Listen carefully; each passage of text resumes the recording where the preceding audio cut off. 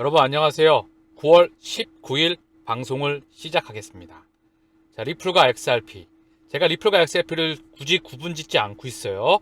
왜냐하면 리플사, XRP, 리플 네트워크 엄연한 다른 명칭이 있다. 제가 방송 초기에 언급을 드렸죠. 그런데 리플로 상장되어 있는 것들이 많죠. 그래서 리플과 XRP를 굳이 구분하지 않고 말씀을 드리고 있는데 엄연히 말하면 리플사가 있고 XRP가 있고 리플 네트워크가 있죠. 그렇죠? 그 부분 인지해 주시길 바라겠고요. 일반적으로 리플과 XRP가 같이 언급이 되고 있기 때문에 같이 드리는 부분이고요. 더불어서 리플의 세상에 도래한다. XRP의 세상에 도래한다는 건 뭐죠?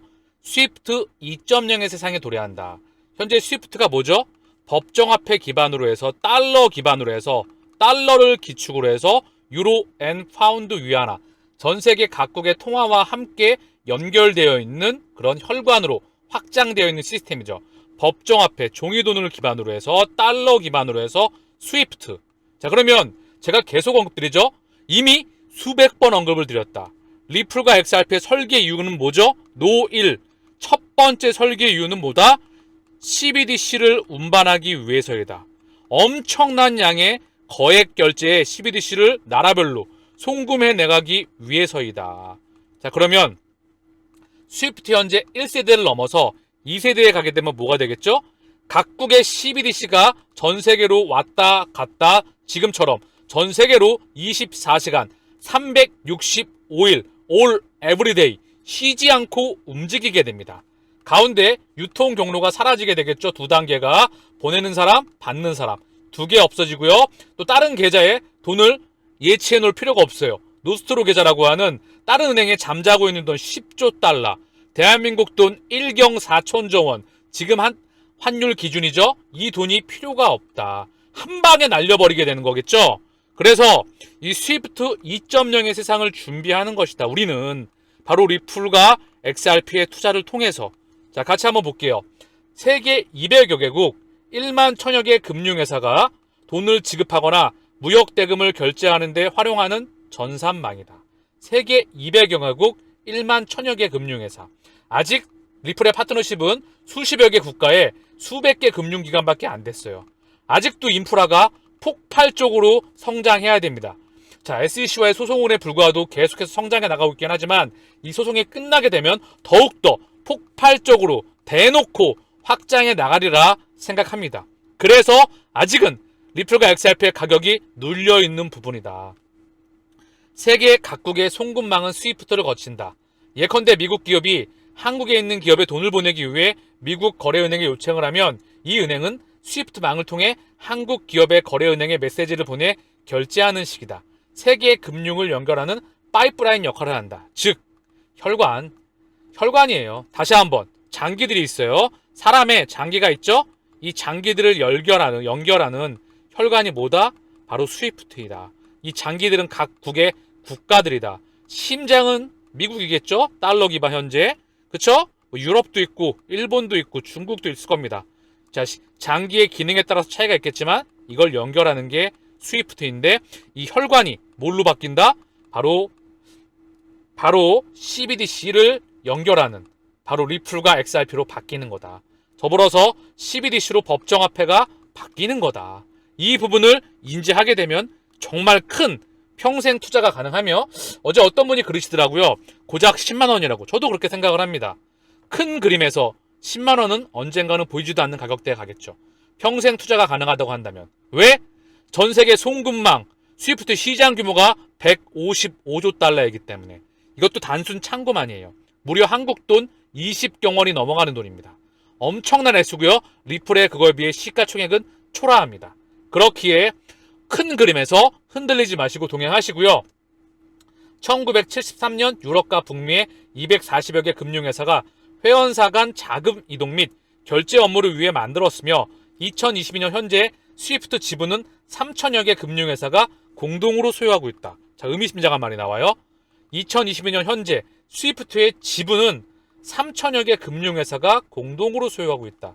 전 세계 금융기관의 지분을 다 누가 가지고 있죠? 대부분의. 자, 그들이 가지고 있다.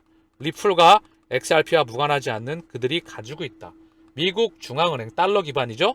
유럽 중앙은행을 기준점으로 해서 여기에 일본과 중국과 사우디아, 기타 국가들이 합작이 되겠지만 중요한 건 미국과 유럽이 심장으로 해서 뻗어나가게 된다. 계속 언급드리죠? 미국의 중앙은행의 주요 주주와 마스터카드의 주요 주주와 리플과 XRP 뿌리는 결코 다르지 않다. 그렇기에 뒤에 백커와 그리고 그림자 금융 세력과 리플, 그들이 동의를 해야 이 시스템을 만들 수가 있는 부분이겠죠. 그쵸? 국제결제대금의 절반 이상이 이 시스템을 이용하기 때문에 스위프트에서 차단되는 국가는 무역, 외국인 투자, 송금 등의 직격을 받는다. 스위프트 퇴출 제재가 금융의 핵무기로 불리우는 이유이다. 자, 그냥 망하는 거예요. 이거 빠지게 되면.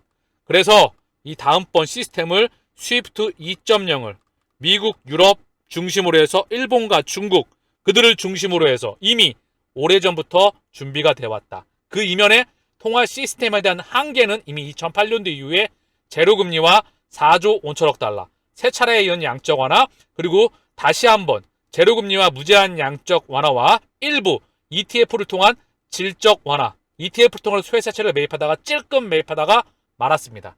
다음번엔 마이너스 금리와 질적 완화가 시행될 것 같아요. 즉 통화 시스템이 끝나간다. 그리고 지구가 아프다. 실물 경제에서 가상, 메타로 이동한다. 그 중심에 누가 있다?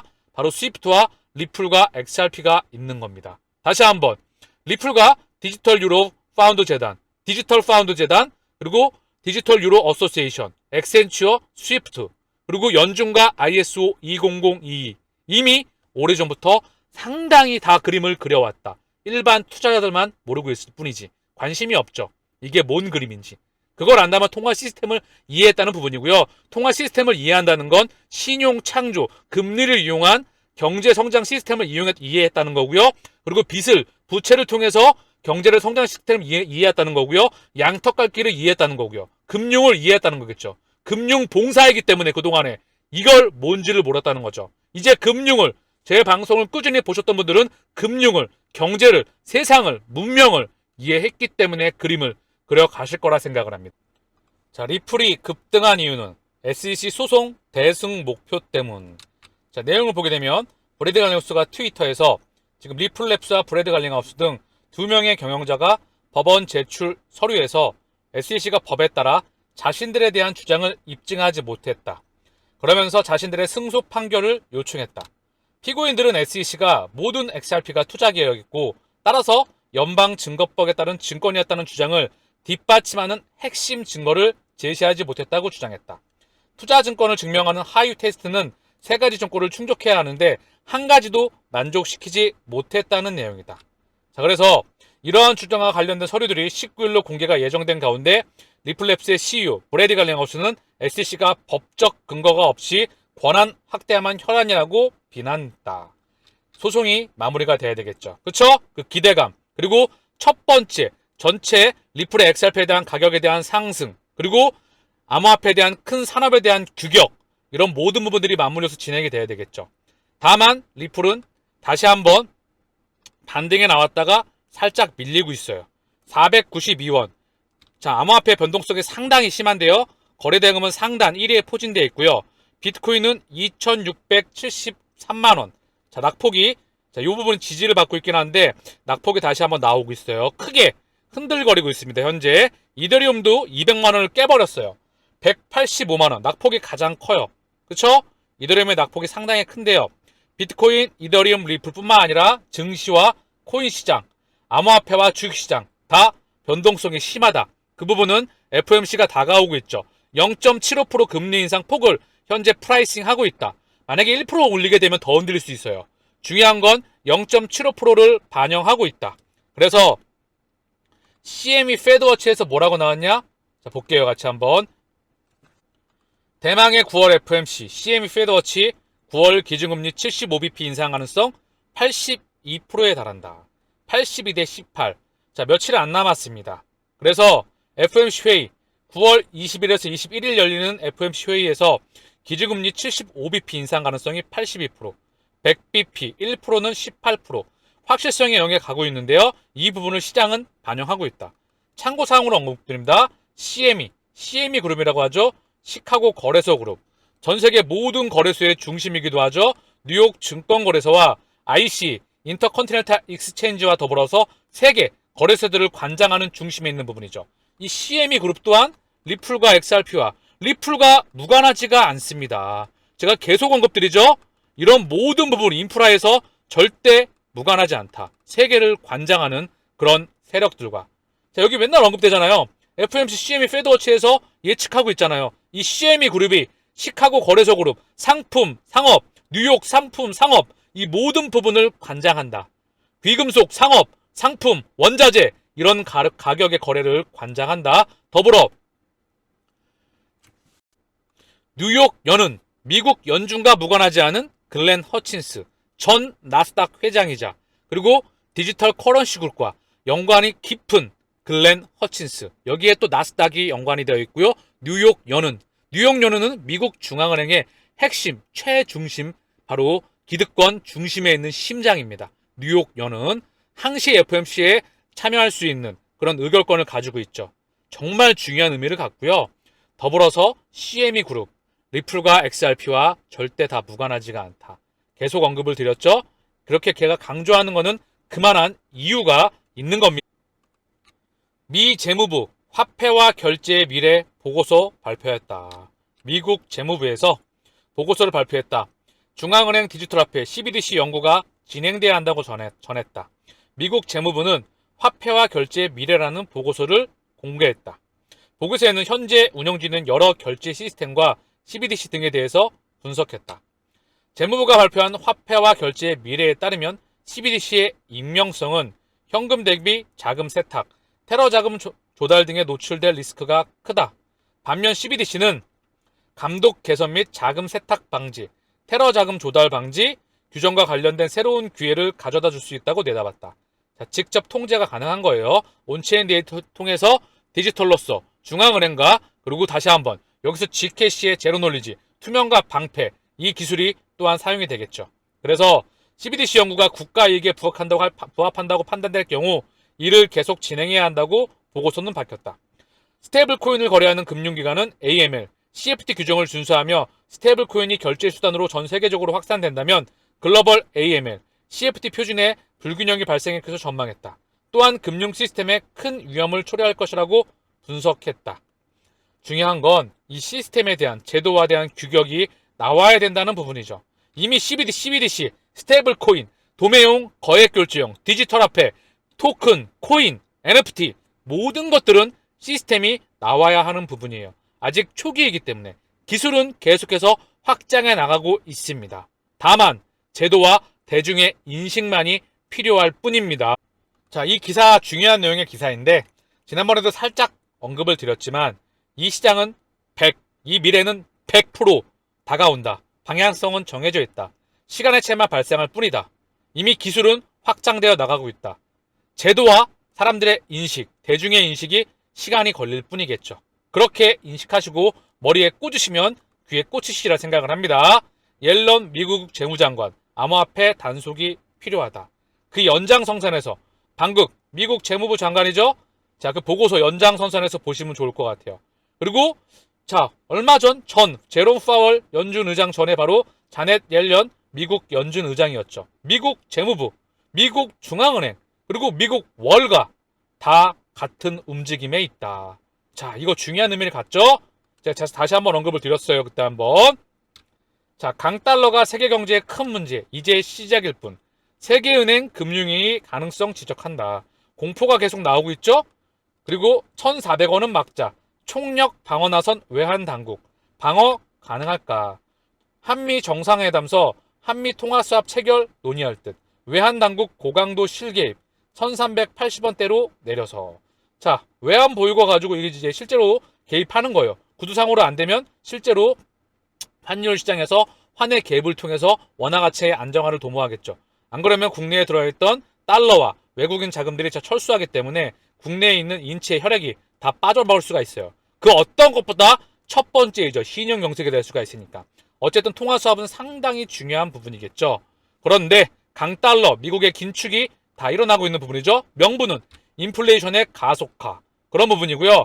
전 세계가 공포를 지러부을 때, 공포를 울부짖을 때, 그리고 전 세계 경제가 망할 것 같다고 모든 수급이 차단되고 지들끼리 모아갈 때, 그리고 개인 투자자는 돈이 없고 엄두가 돈이 있더라도 공포에 쫄아서 엄두가 안 나서 투자를 못할 때 용기를 내서 투자를 자기가 원하는 투자 대상의 개수를 모아 가야 합니다. 그게 투자의 진리라고 생각합니다. 그 이면에 시장이 폭발적으로 성장하느냐, 시장이 폭발적으로 성장할 때 남들이 침범하지 못하는 독보적인 경쟁력을 가지고 있느냐, 그리고 가격이 떨어질 때마다 모아갈 수 있느냐. 내가 사고 40에서 70% 빠지더라도 위에 상단은 10배, 20배, 100배 그 이상 열려있느냐.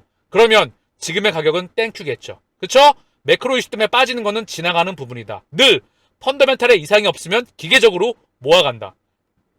이게 선수들이 지난간 해왔던 투자의 그루들이, 투자의 정말 쩐주와 그루들이 해왔던 투자의 원칙입니다. 비트코인 투심 악화, 공포에서 극단적 공포 전환, 블룸버그 분석가 지금은 글로벌 거시경제의 겨울이다. 단순한 겁니다. 정말 단순한 거. 인플레이션을 명분으로 해서 자, 그동안에 인플레이션이 안 올라가니까 금리를 급하게 올리고 싶어도 못 올렸어. 그런데 엄청난 인플레이션이 왔죠. 코로나 팬데믹과 우크라이나. 저는 이걸 의도적이라고 보고 있어요. 제가 계속 언급드렸죠. 그 이유에 대해서. 그리고 엄청난 인플레이션과 함께 물가 상승 속도와 함께 연준이 엄청난 긴축의 가속화. 자이언트, 울트라 자이언트 킹스템, 킹 달러가 왔죠. 그랬더니 실물 경제, 자산 시장과 주식과 코인 시장에 바로 쭉 털이 깎였죠. 그쵸? 그래서 이제 과연 이 인플레이션의 가속화가 줄어들 때 이미 미국의 생산자 물가지수 그리고 일부 물가지표가 꺾여 나가고 있다.